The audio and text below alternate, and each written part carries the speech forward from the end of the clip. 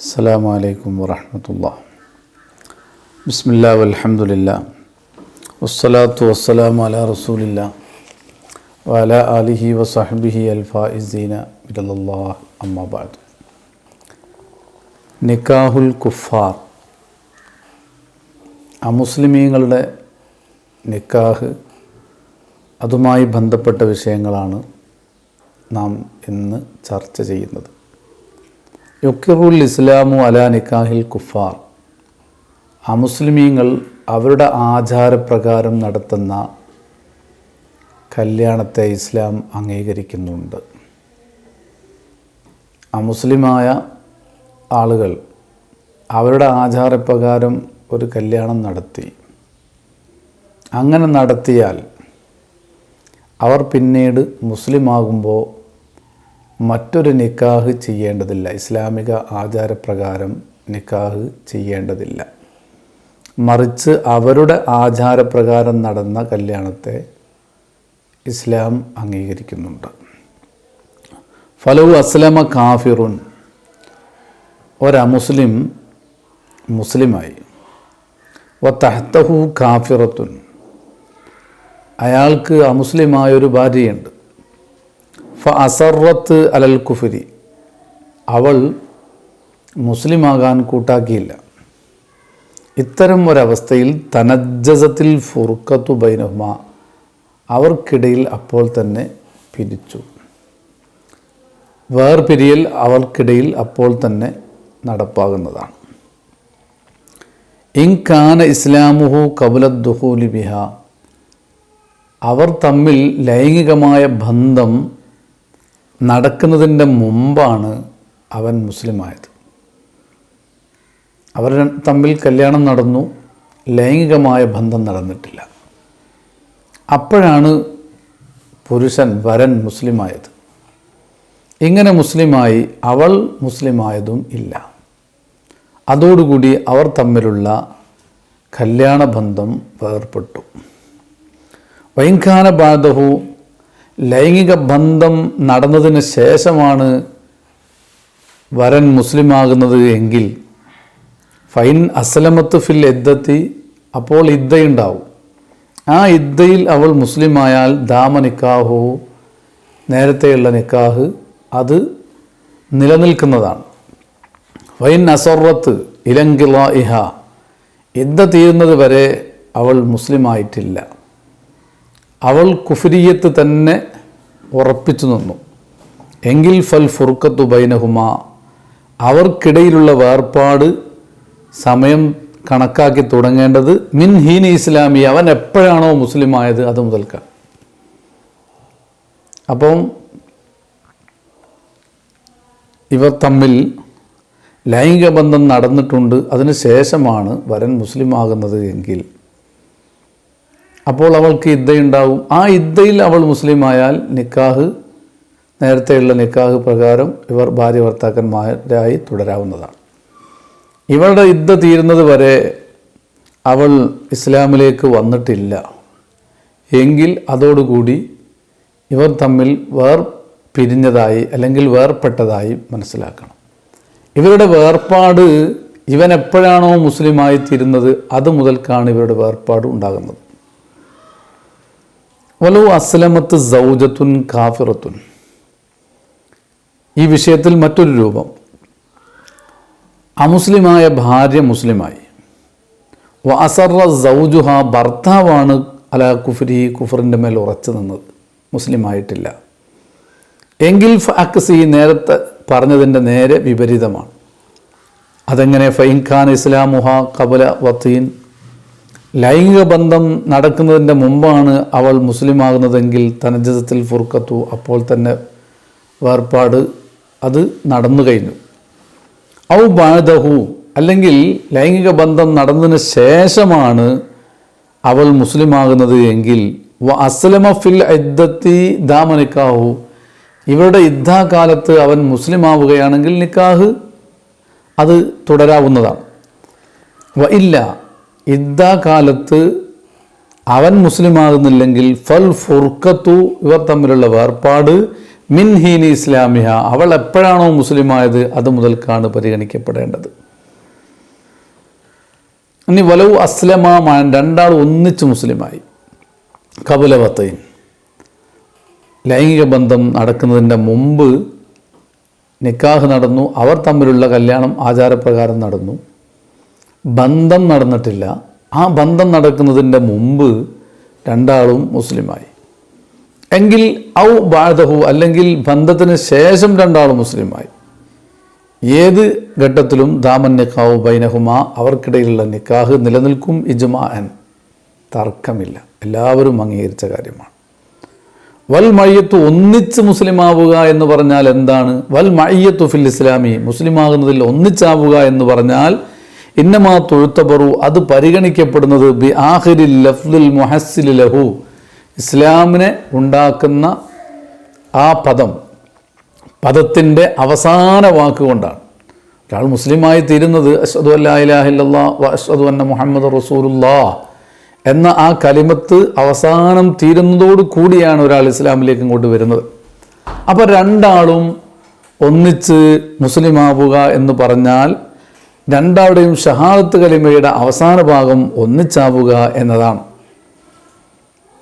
വലവിർത്തദ്ദ സൗജാന്, ഭാര്യയും ഭർത്താവും ഒന്നിച്ച് ജീവിച്ചിരിക്കെ അവർ രണ്ടാളും ഒന്നിച്ച്, മുസ്ലിമായ രണ്ടാളും ഒന്നിച്ച് ജീവിക്കുന്നതിനിടയിൽ രണ്ടാളും മുർത്തദ്ദായി, ഒന്നിച്ച് രണ്ടാളും ഇസ്ലാമിൽ നിന്ന് പുറത്തുപോയി.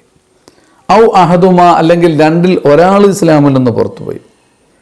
ഖബുലൽ വത്തി, ഇത് അവരുടെ ബന്ധം നടക്കുന്നതിന് മുമ്പാണ്. രണ്ടാളും നിക്കാഹ് ചെയ്ത് അതേസമയത്ത് വത്ത് അവർക്കിടയിൽ നടന്നിട്ടില്ല. ഇത്തരം ഒരവസ്ഥയിൽ രണ്ടാളും ഇസ്ലാമിൽ നിന്ന് പുറത്തുപോയി, അല്ലെങ്കിൽ ഒരാൾ ഇസ്ലാമിൽ നിന്ന് പുറത്തുപോയി, അത് ആരാണെങ്കിലും ശരി, തനജസിൽ ഫുർഖത്തു ബൈനഹുമ, രണ്ടാൾക്കിടയിലുള്ള ബന്ധം അതോടുകൂടി ഇല്ലാതെയായി. വലവിർത്തദ്ദ ഔ അഹദുഹുമ, ഭാര്യയും ഭർത്താവും രണ്ടാളും മുർത്തദ്ദായി, അല്ലെങ്കിൽ അതിൽപ്പെട്ട ഒരാൾ ഇസ്ലാമിൽ നിന്ന് പുറത്തുപോയി. ബഅദഹു, ലൈംഗിക ബന്ധം നടന്നതിന് ശേഷമാണെങ്കിൽ തവഖഫത്തിൽ ഫുർഖത്തു, അവർക്കിടയിലുള്ള ഈ ബന്ധവിച്ഛേദം, രണ്ടാളും വേർപ്പെടുക എന്നത് അവിടെ നിൽക്കുമെന്ന് പറഞ്ഞാൽ ഫൈൻ ജമഅഹുമ അൽ ഇസ്ലാമു ഫിൽ ഇദ്ദത്തി, യുദ്ധകാലത്ത് രണ്ടാളും മുസ്ലിമായി, അങ്ങനെ മുസ്ലിമായിട്ട് അവർ രണ്ടാളും ഒന്നിച്ച് മുസ്ലിമായി എങ്കിൽ ദാമൻ നിക്കാഹു ബൈനഹുമ, അവർക്കിടയിലുള്ള നിക്കാഹ് നിലനിൽക്കും. വയില്ല, അങ്ങനെ യുദ്ധകാലത്ത് രണ്ടാളും മുസ്ലിമാകുന്നില്ലെങ്കിലോ ഫൽ ഫുർഖത്തു ബൈനഹുമ ഹാസിലത്തുൻ, രണ്ടാൾക്കിടയിലുള്ള വേർപാട് ഉണ്ടാകും. മിൻ ഹീനി റിദ്ദത്തി മിൻഹുമ, രണ്ടാളും എപ്പോഴാണോ മുർത്തദ്ദാകുന്നത് ആ സമയം മുതൽക്ക്. ഔ മിൻ അഹദിമ, അല്ലെങ്കിൽ അയാൾ എപ്പോഴാണോ മുർത്തദ്ദാകുന്നത് അത് മുതൽക്ക് തന്നെ ബന്ധം ഇല്ലാതെയായി. വയഹുറുമുൽ വതുഉ ഫി മുദ്ദത്തി തവഖുഫി, ഈ ബന്ധം ഉണ്ടോ ഇല്ലേ എന്ന് നോക്കണം എന്ന് പറഞ്ഞല്ലോ. ആ തവഖുഫിൻ്റെ ആ കാലഘട്ടത്തിൽ ഭാര്യയും ഭർത്താവും തലാഖായിട്ടുണ്ട്, തലാഖായിട്ട് പിന്നെ യുദ്ധകാലത്താണ്, അവർ വേർപ്പെട്ടിട്ടുണ്ടോ ഇല്ലേ എന്ന് ചിന്തിക്കേണ്ട ഒരു കാലമാണ്. ആ കാലഘട്ടത്തിൽ ലൈംഗിക ബന്ധം ഹറാമാണ്. അന്യപുരുഷന്മാരും അന്യസ്ത്രീയും എങ്ങനെയാണോ ജീവിക്കുന്നത് അതുപോലെയാണ് അവർക്കിടയിലുള്ള ജീവിതം ഉണ്ടാകേണ്ടത്. ഇസ്ലാമിലേക്ക് വന്ന് അതോടുകൂടി നിക്കാഹ് തുടർന്നാൽ ലൈംഗിക ബന്ധമാകാം. അതേസമയത്ത് ഇങ്ങനെ ബന്ധം തുടരാൻ പറ്റുന്ന ഒരു സാഹചര്യം വരുന്നതിന് മുമ്പ് ലൈംഗിക ബന്ധം പാടില്ലാത്തതാണ്. വയുഹുക്കമു ബി ഇസ്ലാമി സബി, ഇനി പ്രത്യേകമായി ശ്രദ്ധിക്കേണ്ട മറ്റൊരു കാര്യം, വയുഹുക്കമു ബി ഇസ്ലാമി സബി, കുട്ടിയുടെ ഇസ്ലാം അത് വിധിക്കപ്പെടും ബിത്തബഇയ്യത്തി, മാതാപിതാക്കളോട് തുടർന്നുകൊണ്ടാണ്. മാതാപിതാക്കൾ മുസ്ലിമാകുമ്പോൾ അതോട് തുടർന്നിട്ട് കുട്ടിയും മുസ്ലിമാവും. ഫൈൻ ഖാന അഹദു അബവൈഹി മുസ്ലിമൻ, മാതാപിതാക്കളിൽ ഒരാൾ മുസ്ലിമാണെങ്കിൽ വക്തൽ ഉലൂക്ക്, ഈ ലൈംഗിക ബന്ധം നടന്ന് ഗർഭപാത്രത്തിൽ കുട്ടി സ്ഥിരപ്പെടുന്ന ആ സമയത്ത് മാതാപിതാക്കളിൽ ഒരാൾ മുസ്ലിമാണെങ്കിൽ ഫഹുവ മുസ്ലിമുൻ, ഈ കുട്ടിയും മുസ്ലിമാണ്. വൈനിർത്തദ്ദ ബാദൽ ഉലൂക്കി, ഗർഭപാത്രത്തിൽ കുട്ടി സ്ഥിരപ്പെട്ടതിന് ശേഷം അതിനുശേഷം ഈ ആള് മുർത്തദ്ദായാൽ കുഴപ്പമില്ല എന്ന് പറഞ്ഞാൽ അങ്ങനെ മുർത്തദ്ദാവുകയാണെങ്കിലും ഈ കുട്ടി മുസ്ലിം തന്നെയാണ്. ഫൈം ബലഗ, കുട്ടിക്ക് പ്രായപൂർത്തി എത്തുകയും വസഫ കുഫ്രൻ, കുഫ്റിനെ ആ കുട്ടി ഉൾക്കൊള്ളുകയും ചെയ്താൽ മുർത്തദുൻ, ആ കുട്ടി മുർത്തദ്ദായി പരിഗണിക്കപ്പെടുന്നതാണ്. അപ്പോൾ ശ്രദ്ധിക്കേണ്ട ഒരു വിഷയം, ഈ കുട്ടി നേരത്തെ മുസ്ലിമായി പരിഗണിക്കപ്പെടും. മൊത്തത്തിൽ എല്ലാ കുട്ടികളും ഇസ്ലാമികമായ വിശുദ്ധിയോടുകൂടിയാണ് ജനിക്കുന്നത് എന്നതാണ്. അതുകൊണ്ടാണ് പ്രായപൂർത്തിയാകുന്നതിന് മുമ്പ് ഏത് കുട്ടികൾ ജനിച്ചാലും മരണപ്പെട്ടാലും ആ കുട്ടികളൊക്കെ സ്വർഗത്തിലാണ് എന്നാണ് ഇസ്ലാമിൻ്റെ വിധി. പ്രായപൂർത്തിയാകുന്നതിൻ്റെ മുമ്പ് മരണപ്പെടുന്ന എല്ലാ കുട്ടികളും സ്വർഗത്തിലാണ്. ഇതാണ് ഇസ്ലാമിൻ്റെ വിധിയുള്ളത്. അങ്ങനെ വരുമ്പോൾ ഒരു കുട്ടി മാതാപിതാക്കളിൽപ്പെട്ട ഒരാൾ മുസ്ലിമാണെങ്കിൽ ആ കുട്ടിയെ മുസ്ലിമായി പരിഗണിക്കപ്പെടും. പിന്നീട് ആ കുട്ടി ഷഹാദത്ത് കലിമ ചൊല്ലേണ്ട ആവശ്യം ഇല്ല. പ്രായപൂർത്തിയാകുമ്പോൾ ഇസ്ലാമിന് വിരുദ്ധമായ കാര്യങ്ങൾ ആ കുട്ടി പ്രകടിപ്പിക്കാതിരുന്നാൽ മതി. അതേ സമയത്ത് കുട്ടി പ്രായപൂർത്തി എത്തിയതിന് ശേഷം കുഫ്രിയത്തിനെയാണ് ഉൾക്കൊള്ളുന്നത്, കുഫ്രിയത്തിൻ്റെ അടയാളങ്ങളെയാണ് കുട്ടി പ്രകടിപ്പിക്കുന്നതെങ്കിൽ ആ കുട്ടി മുർത്തദ്ദായി പരിഗണിക്കപ്പെടും.